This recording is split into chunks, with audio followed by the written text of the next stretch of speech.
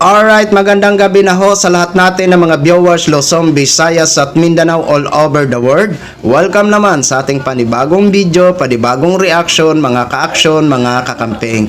So may gusto lang ho ako na i-share ho sa inyo. Talagang mapapahanga ho talaga kayo. Kasi nung napanood ko ho ang video ito, talagang napahanga ho ako sa isang estudyante. Oo, kasi alam naman ho natin na halos araw-araw may mga rally ho itong mga didilis. Oo. Kaya itong isang estudyante sumugod ho sa rally ng mga didilis. Oo. Muntik na ho ito kuyugin, mga ka-action, mga kakampeng.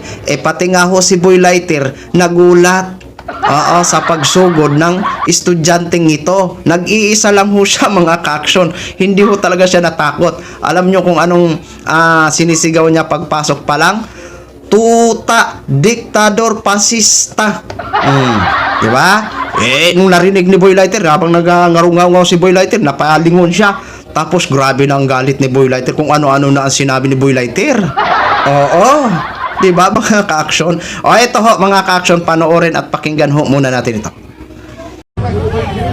Tuta, diktador, pasista. Adik, bangat, lutang. Bukong adik. Lutang, adik. Lutang, lutang. Lutang, adik. Lutang, adik. Lutang, adik.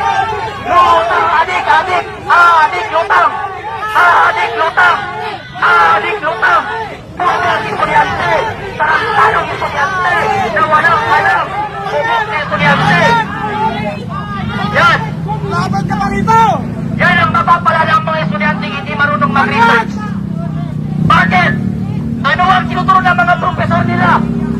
Ang tinuturo ng mga profesor nilang mga buko, mamamate tao si Duterte. Pero hindi nila sinasabi kung ano ang pinatay ni Duterte. Mga adik kagaya mo. Estudyante ka pa lang pero bugok ka na. Estudyante ka pa lang pero nagraragpi ka na. Estudyante ka pa lang pero adik ka na. Yan ang mapapala nyo pag ang profesor ninyo bugok. Yun na ho, mga ka-action, ang eksena, no? Palakpakan nga ho muna yun sa bata na yun na sumugod dyan.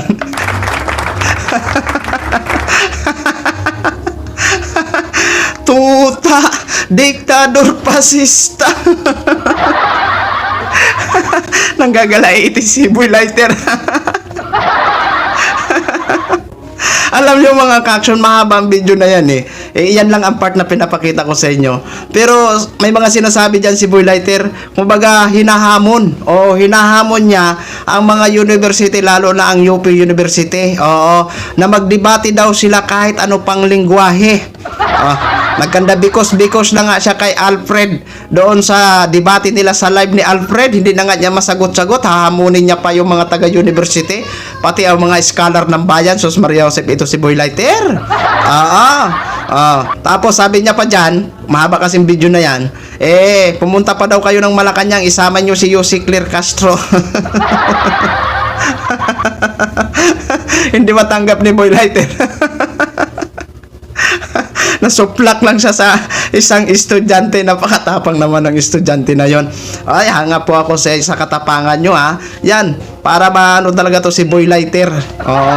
Ito si Boy Lighter, halos araw-araw yan dyan ngawa dyan sa dyan sa rally nila. Paldo-paldo ho siguro yan si Boy Lighter, kaya kaaraw-araw siya dyan sa kanilang rally na kahit ilang piraso na lang. Ay, tigil-tigilan nyo na yan ang kararally nyo. Wala na kayong magagawa. Tuloy ang trial sa impeachment kay Sara. Tuloy din ang trial doon kay tatay nyo Digong. Kaya wala na ho kayong magagawa. Tigil-tigilan nyo na ho ang kangangawa nyo dyan. Ilang piraso na lang ho kayo dyan. Tigil-tigilan nyo na yan. Wala na kayong magagawa kahit ano pa ang gawin nyo. Diba? Kaya ikaw, Boy Lighter, tumigil-tigil ka na kasi wala ka nang magagawa.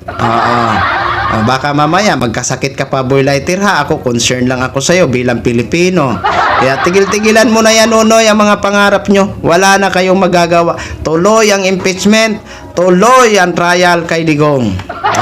Di ba? So yun lang ho mga ka-action, mga kakamping no, share ko lang ho sa inyo yan. Maraming salamat po sa lahat natin ng mga viewers Luzon, Visayas at Mindanao all over the world. Ako po ang inyong lingkod, si The Action Man. Good evening, everyone.